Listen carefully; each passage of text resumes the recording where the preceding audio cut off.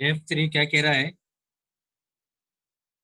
Two identical non-conducting spherical shells having equal charge Q, which is uniformly distributed on it, are placed at a distance d apart from where they are released. Find out kinetic energy of each sphere when they are at large distance. तो यहाँ अपने को दिया हुआ है identical shell है जो कि नॉन कंडक्टिंग है,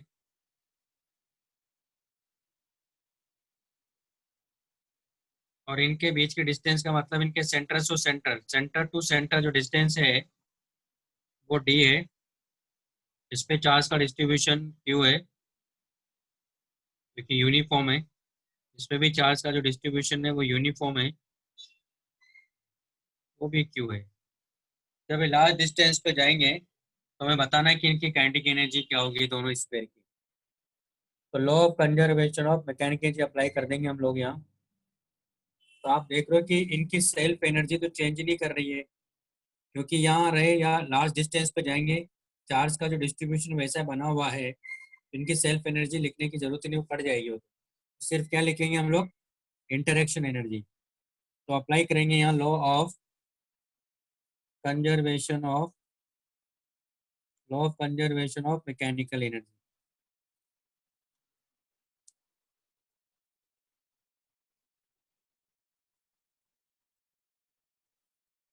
तुम्हारे पास में इनिशियल इन दोनों जैसे रिलीज करेंगे दोनों एक दूसरे को रिपेल करेंगे, लेकिन काइनेटिक एनर्जी दोनों की क्या है? यहाँ जीरो ही है। Initial kinetic energy plus potential energy initial equal to kinetic energy final plus potential energy final. Initial kinetic energy दोनों की क्या है? यहाँ जीरो है। प्लस पोटेंशियल एनर्जी क्या लिखेंगे? Q q by 4 pi epsilon not into d. इन दोनों की इंटरेक्शन एनर्जी, यानी सारा चार्ज कहाँ होगा एक तरह से, क्योंकि इसके लिए आउटर वाला पॉइंट है, इसके लिए आउटर वाला पॉइंट है, तो यानी दो पॉइंट चार्जेस की तरह ट्रीट करेंगे इनको। तो ये पोटेंशियल एनर्जी होगी इक्वल टू इनफिनिटी पर पहुंच जब पहुंचेंगे तो इनकी काइनेटिक एनर्जी कितनी हो जाएगी? हाफ एम वी स्क्वायर, क्योंकि दोनों आइडेंटिकल है। तो इनिशियल मोमेंटम अगर जीरो है तो फाइनल मोमेंटम भी जीरो होना चाहिए। तो इसकी स्पीड इधर होगी, इसकी स्पीड इधर की तरफ होगी। तो नेट मोमेंटम क्या होगा? इनिशियल भी जीरो था, बाद में भी जीरो होना चाहिए, इसलिए स्पीड क्या होगी? दोनों की सेम होगी। इनटू क्या करेंगे? टू प्लस पोटेंशियल क्या हो जाएगी? इन्फिनिटी पे जाएगा तो जीरो। इनकी काइनेटिक एनर्जी कितनी आ गई हमारे पास में? हर एक की half m v square equal to q square by two 4 pi epsilon not d. ये आंसर है। इसमें मेन कॉन्सेप्ट ये था कि ये स्पेयर है, हमने चार्जेस की बात करते तब तो कोई दिक्कत ही नहीं थी, ठीक है। लेकिन यहाँ क्या हो रहा है कि इस केस में ये दोनों स्फेयर है, लेकिन ये इसके लिए आउटर वाला पॉइंट है, तो इसका मतलब इसके लिए क्या हो गया? सारा चार्ज यही तो होगा। उसके करस्पॉन्डिंग तो पोटेंशियल यहाँ लिखेंगे ना हम लोग, या तो इसकी वजह से पोटेंशियल इस पर लिख के इससे क्यू से मल्टीप्लाई कर दो, तभी आंसर आ जाएगा।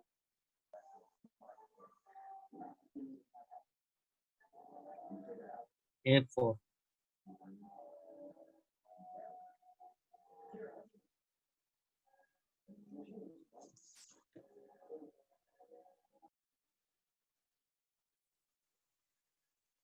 इन a solid uniformly charge sphere of total charge Q.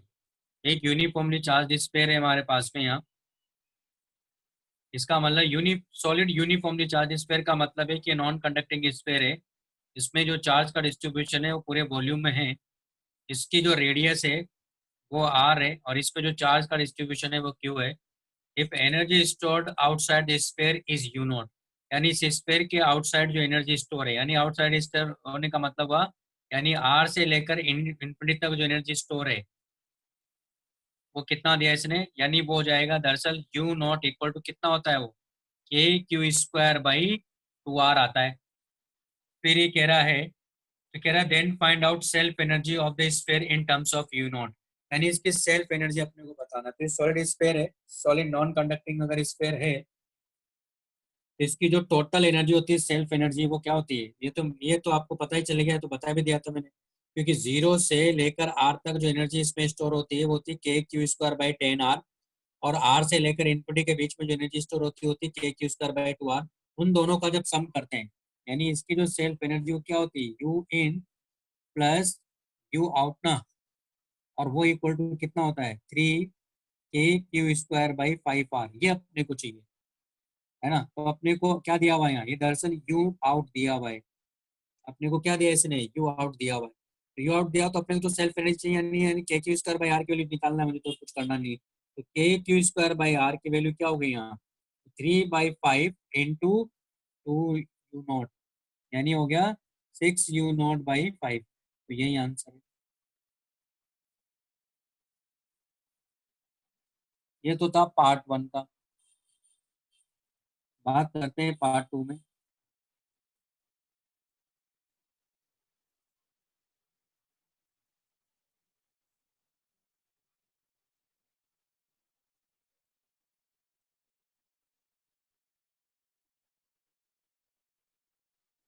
Part 2 का F2।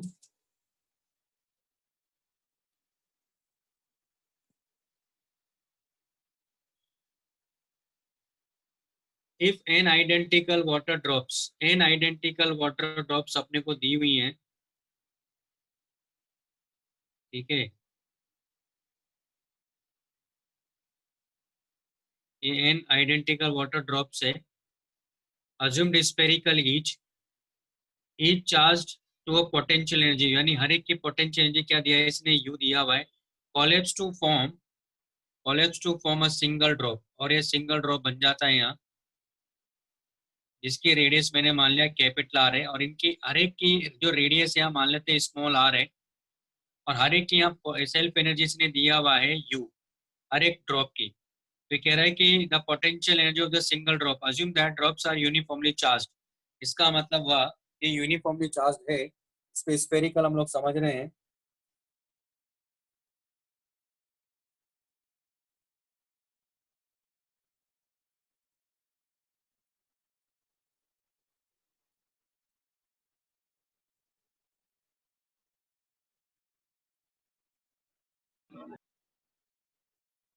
स्फेरिकल इसको हम लोग समझेंगे, इसकी रेडियस आ रही है, तो इसकी सेल्फ एनर्जी, यानी हर एक की सेल्फ एनर्जी कितनी हो गई, क्योंकि स्फेरिकल समझ रहे हैं। तो मतलब ये हो गया पूरा चार्ज का डिस्ट्रीब्यूशन यूनिफॉर्म मानेंगे, तो 3/2 k क्यू मान लेते हैं कि हर एक पे चार्ज कितना है क्यू, हर एक की रेडियस क्या है स्मॉल आर। तो टोटल चार्ज क्या हो जाएगा यहाँ, n × q, ये टोटल चार्ज होगा, क्योंकि सारा चार्ज तो एड अप होता है ना। ये बात हुई थी हमारी टोटल चार्ज इनिशियल वही फाइनल होगा, तो n q हो जाएगा। तो हमारे पास आ जाएगा एनर्जी, हमारे पास में हर एक की ये एनर्जी आ गई। अब इसकी एनर्जी क्या हो जाएगी यहाँ, इसको यू डैश मान लेते हैं, तो 3 k q square by 5r आ जाएगी। यहाँ से क्या करेंगे, हमारे पास में इसकी वैल्यू तो यहाँ रख देंगे।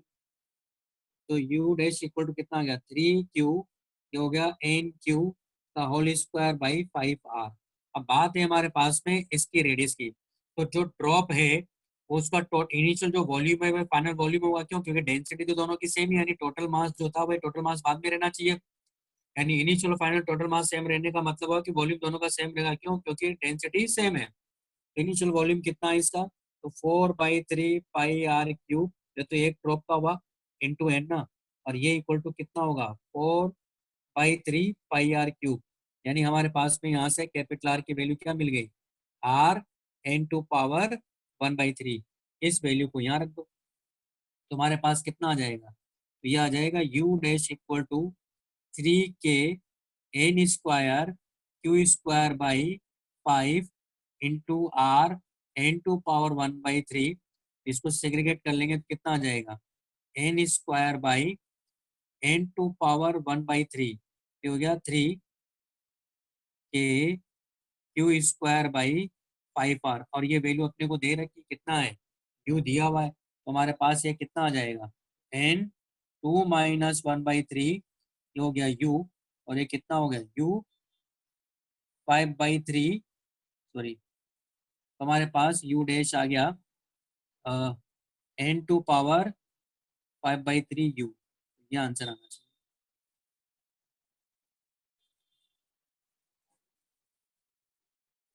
इस तरह से करेंगे।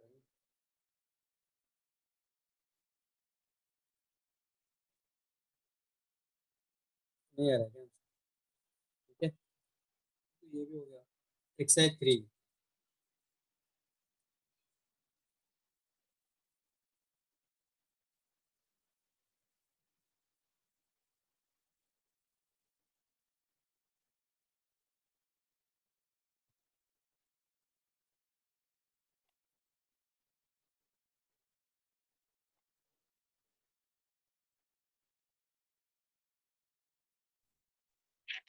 सर एक्सरसाइज 3 में 11th वाला भी।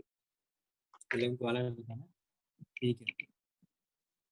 तो नेक्स्ट है हमारे पास में क्वेश्चन नंबर, तो 1 हो गया है, 2 3 बताना है, 2 3 4। ओके, तो कैसे करेंगे?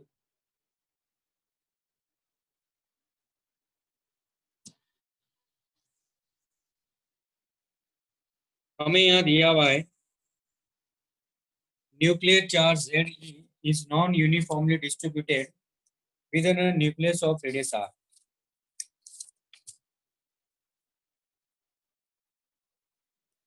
यानी Ze का डिस्ट्रीब्यूशन इसमें लेकिन नॉन यूनिफॉर्म है। जिस तरह से इसने ग्राफ दिया हुआ है रो और आर के बीच में, वो उससे पता चल रहा है कि चार्ज का डिस्ट्रीब्यूशन का नॉन यूनिफॉर्म है। 0 to a यूनिफॉर्म है, फिर a to r non uniform है। ठीक है, 2 3 4 एक्सरसाइज 3 का पार्ट 1। अब इसमें लेकिन इसने कहा कि जो टोटल चार्ज है वो Ze है। टोटल चार्ज जो दिया गया है उसको, न्यूक्लियस को, वो Ze है। उसकी रेडियस r अपने को दिया हुआ है, उसकी जो रेडियस है वो r है। ठीक है, तो ये हमारे पास में न्यूक्लियस है।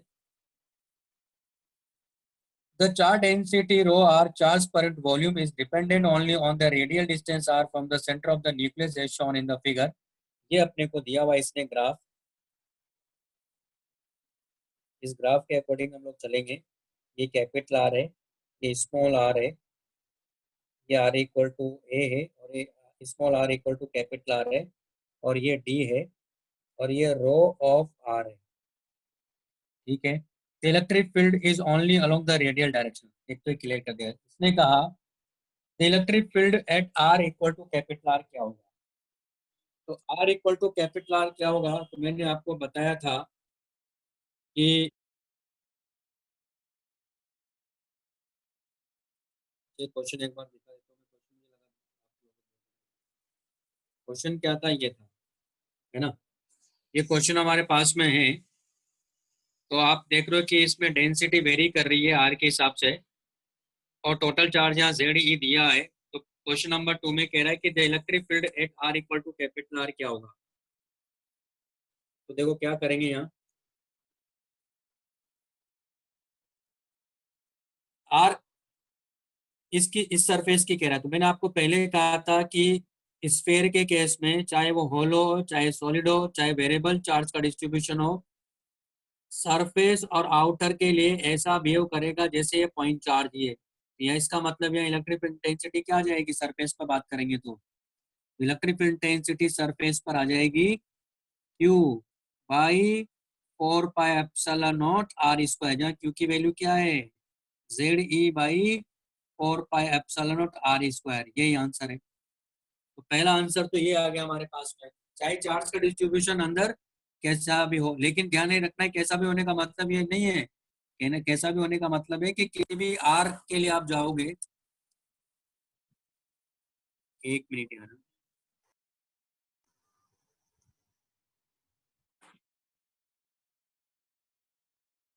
एक मिनट।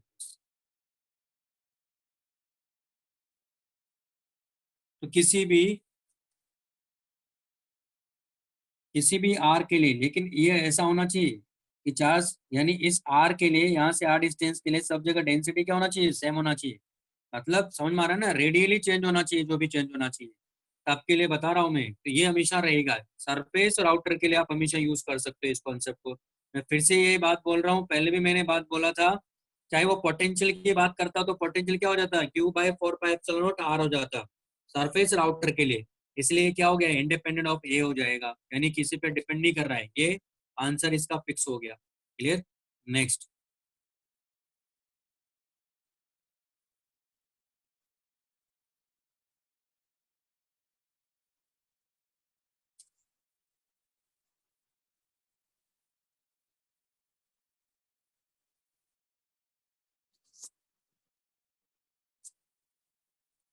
नेक्स्ट में क्या कह रहा है देखो, 4 कह रहा है कि a इक्वल टू 0। तो दूसरे का तो आंसर क्या हो गया हमारे पास, क्वेश्चन नंबर 2 का तो a हो गया। अब इसमें कह रहा है कि for a equal to 0 the value of a equal to 0 the value d maximum value of rho as shown in the figure is, D की वैल्यू अपने को बताना जब ए इक्वल टू 0 होगा। ए इक्वल टू 0 होने का मतलब क्या है यहाँ? ए इक्वल टू 0 होने का मतलब ये हुआ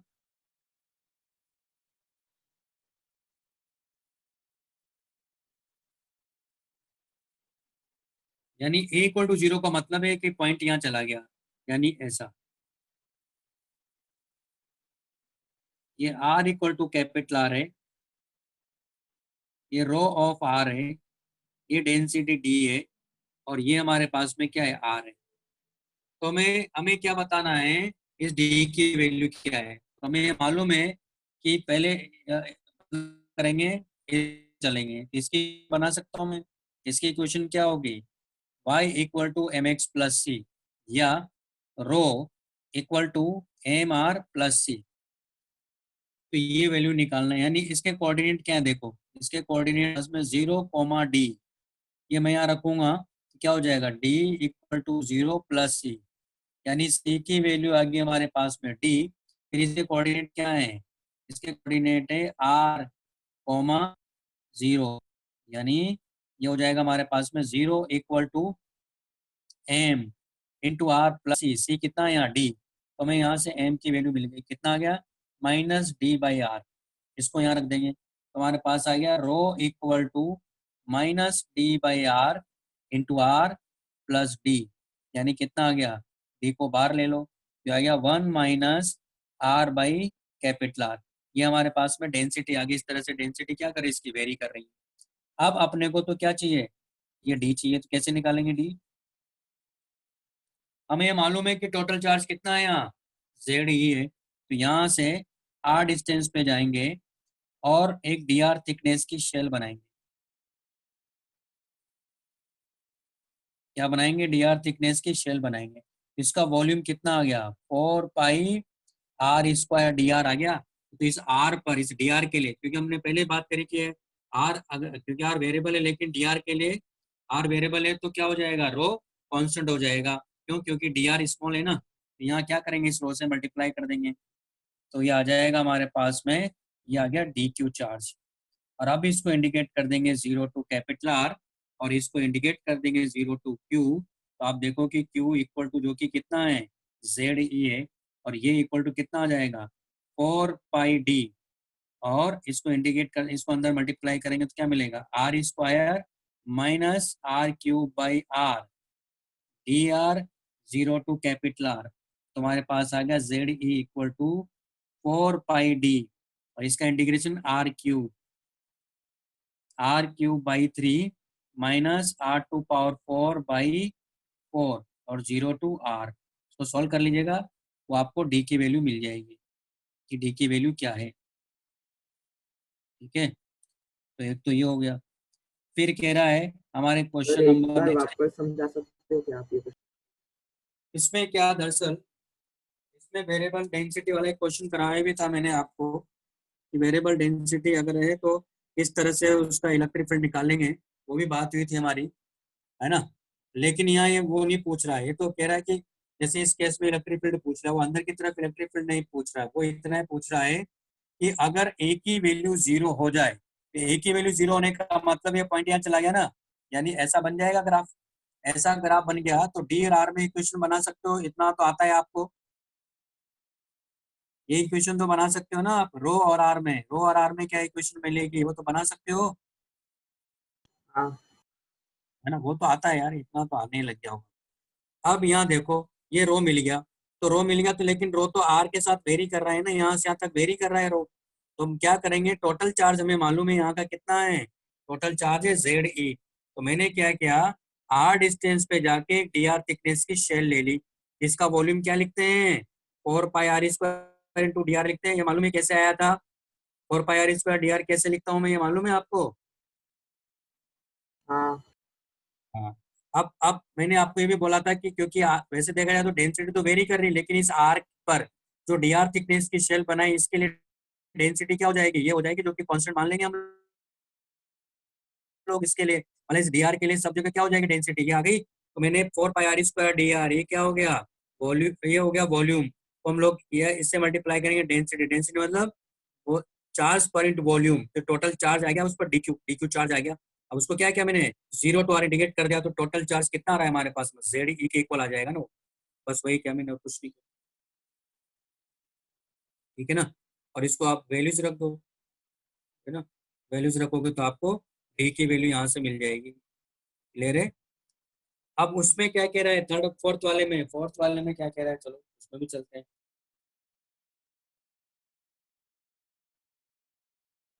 फोर्थ वाले में कह रहा है कि the electric field with in the nucleus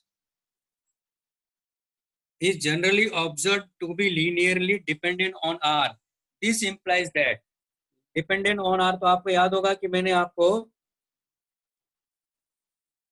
जब यूनिफॉर्म चार्ज का डिस्ट्रीब्यूशन था उस केस में अंदर की तरफ इलेक्ट्रिक फील्ड इंटेंसिटी क्या मिली थी अपने को, इस जगह पर इलेक्ट्रिक फील्ड इंटेंसिटी निकाली थी, ये रेडियली था, है ना, ये रेडियली हमने इलेक्ट्रिक फील्ड इंटेंसिटी निकाली थी इस आर डिस्टेंस के लिए।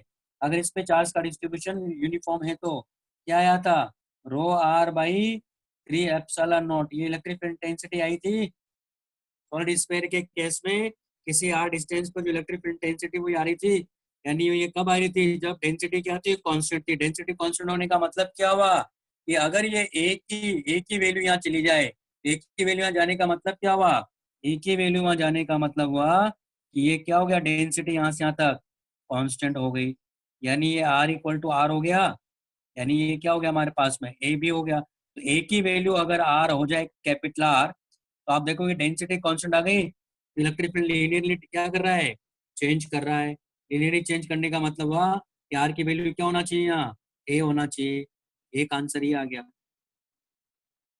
बात समझ में आई, ऐसे करना था, समझ में आ गई भाई। हाँ ना, सो गए, क्या कर गए आप, कुछ तो हो गया होगा यार, कुछ तो बोलोगे। अब इसको क्या समझूं मैं,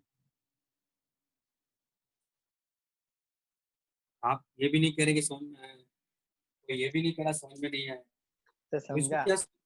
समझा sir.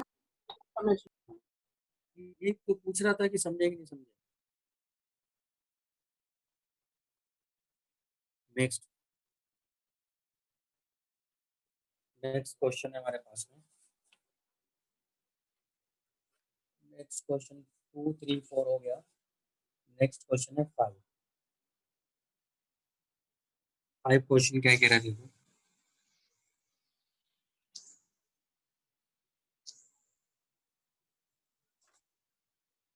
the elect the practical purposes the earth is used as a reference at zero potential in electrical circuits। बिल्कुल सही है ना, ये होता है अर्थिंग के बारे में, आगे मैं कॉन्सेप्ट पढ़ाऊंगा तो अभी बताऊंगा, तो अभी तो इतना याद रखो कि आप ये जो हमारे घरों में भी जो लाइट आ रही है ना, उसका एक वायर दरअसल अर्थिंग वाला वायर होता है, यानी वो अर्थ में उसको कनेक्ट किया जाता है। तो आप कहीं से हमारे घर में तो कनेक्ट नहीं करते, तो आपके घर में थोड़ी कनेक्ट करेंगे, वो तो बाहर से आ रही लाइट, तो आपके घर में बन भी थोड़ी रही लाइट।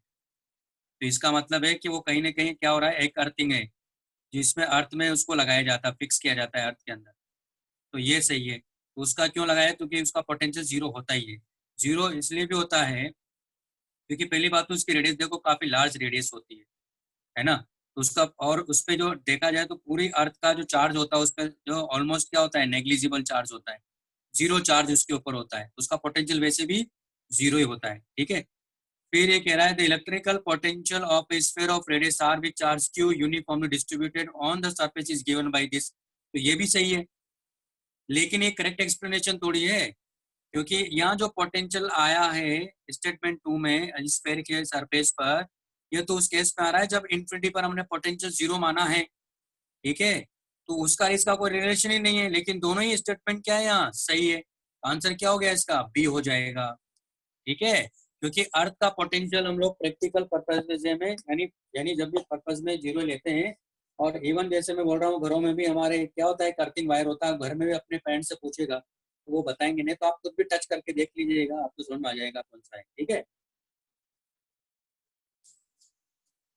तो इसका मतलब है कि वो हमारे पास क्या होगा, जीरो पोटेंशियल उसमें होता है अर्थ पर, और यहाँ जो पोटेंशियल इस पर आया स्फीयर के सरफेस पर, वो उस केस में आया जब हमने इन्फिनिटी पर पोटेंशियल 0 माना है, तो दोनों सही है। ठीक है,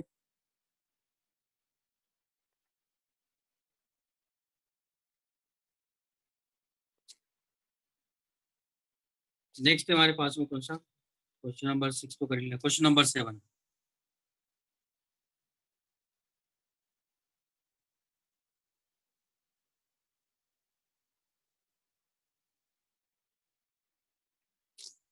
क्वेश्चन नंबर 7 में क्या कह रहा है देखो। थ्री, ये मैंने क्वेश्चन दिया ही नहीं था आपको, ये पूछा ही गलत है, क्योंकि अभी मैंने ये कॉन्सेप्ट पढ़ाया नहीं आपको, मैंने केवल स्फीयर पे चार्ज दिया है। लेकिन अभी क्या होगा, इनर सरफेस आउटर सरफेस पे चार्जेस का डिस्ट्रीब्यूशन अलग अलग होता है, वो तो मैंने बात ही नहीं करी। 7 नहीं करेंगे अभी, मैं आपको जब अभी प्रॉपर्टीज ऑफ कंडक्टर पढ़ाऊंगा तब बताऊंगा। 7 तो दिया ही नहीं था, तो कैसे करेंगे। Question number 8, under the influence of the Coulomb field of charge plus q, the charge minus q is moving around in an elliptical orbit। तो यहाँ क्या हो रहा है दरअसल, ये अपने को दिया under the influence of the coulomb, तो ये दरअसल वैसा ही है जैसे सन के चारों ओर जितने भी प्लैनेट्स हैं सब घूम रहे हैं इलिप्टिकल पाथ में। इतना तो आपको आइडिया होगा ही। तो यहाँ भी ऐसा ही है दरअसल, ये जो चार्ज पार्टिकल है ये ऐसा ही है, ये इलिप्स है दरअसल, इलिप्स के दो फोकस होते हैं। अब दो फोकस होते हैं तो एक फोकस पर क्या होता है, सन होता है।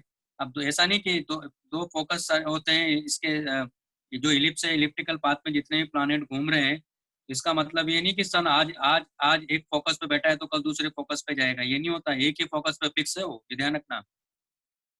तो सन एक ही फोकस पर है, तो दो फोकस होती है। ठीक है, अब इसने कहा कि वहाँ उसकी जगह क्या है, इसने क्यू चार्ज को फिक्स किया हुआ है सन की जगह, है ना। तो अपने आप जो स्मॉल क्यू चार्ज है माइनस क्यू चार्ज है वो इसके चारों इलिप्टिकल पाथ में जा रहा है, तो ऐसा पॉसिबल है, जा सकता है। ठीक है, तो ये माइनस क्यू चार्ज है जो कि ये रिवॉल्व कर रहा है, ये वैसा ही जैसे सन के चारों ओर प्लैनेट्स घूम रहे हैं, एक फोकस पर सन है। इसलिए इसने कहा इसलिए कहा under the influence of the coulomb field of charge Q. तो आप कहेंगे सर इसने तो मेंशन किया ही नहीं कि फोकस पर रखा हुआ है ना। अरे भाई इसका मतलब वही है वो, क्योंकि सन के चारों ओर जो इलिप्टिकल पाथ में प्लैनेट जा रहे हैं वो सन एक फोकस पे बैठा हुआ तभी वो घूम सकते हैं, अदरवाइज वो पॉसिबल ही नहीं है। ठीक है, तो ये वैसे भी ये क्वेश्चन उस टाइम लेना चाहिए था जब हम लोग ग्रेविटेशनल पढ़ चुके होते हैं, ग्रेविटेशन जो टॉपिक है वो पढ़ चुके होते हैं, तब का क्वेश्चन था वैसे तो। लेकिन ये टॉपिक तो हो चुका हो, मतलब जब क्वेश्चन आया था तब तो पूरा सिलेबस हो चुका था ना। तो लेकिन इसने क्वेश्चन उसको देखते हुए बनाया था, सोलर सिस्टम को देखते हुए। खैर कोई बात नहीं, मैंने इतना बता ही दिया आपको। अब ये क्या कह रहा देखो, इसमें क्या होगा, एंगुलर मोमेंटम चार्ज कांस्टेंट बिल्कुल रहेगा, क्यों रहेगा बताता हूँ मैं। लीनियर मोमेंटम कंजर्व रहेगा, नहीं रहेगा। एंगुलर वेलोसिटी नहीं, लीनियर स्पीड ऑफ चार्ज नहीं। होगा क्या देखो, ये आपको मैं मैथमेटिकली प्रूव करूंगा वहाँ। जो केपलर का थर्ड लॉ है ना, थर्ड लॉ क्या था, लॉ ऑफ पीरियड्स है उसका, वो जो लॉ है उसको मैथमेटिकली प्रूव करूंगा मैं। आपको वहां समझ में आ जाएगा कि एंगुलर मोमेंटम कंजर्व रहता है। मैं लेकिन एक्सप्लेन कर देता हूँ क्यों रहता है। आप ये देखो कि ये फिक्स है, ये एक फोकस होता है दूसरा फोकस होता है ना।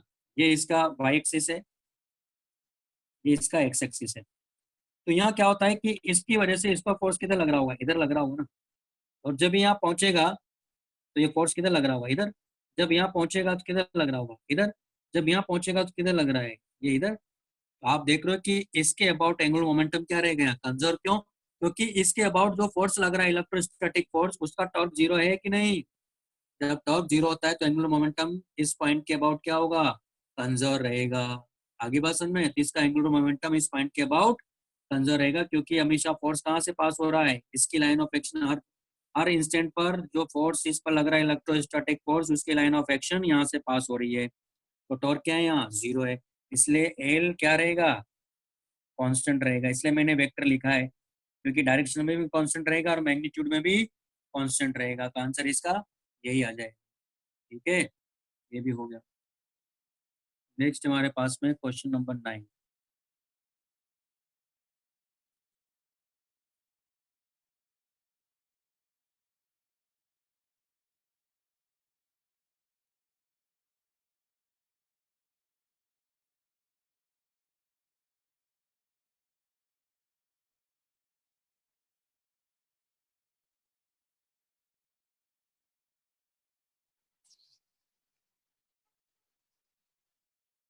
अब ध्यान से देखिएगा, मालूम है रिपीट हुआ है, अभी कॉम्प्रिहेंशन करवाया ना, ये वही क्वेश्चन है। तो ऐसे रिपीट मतलब कॉन्सेप्ट ही रिपीट हो गया, देखो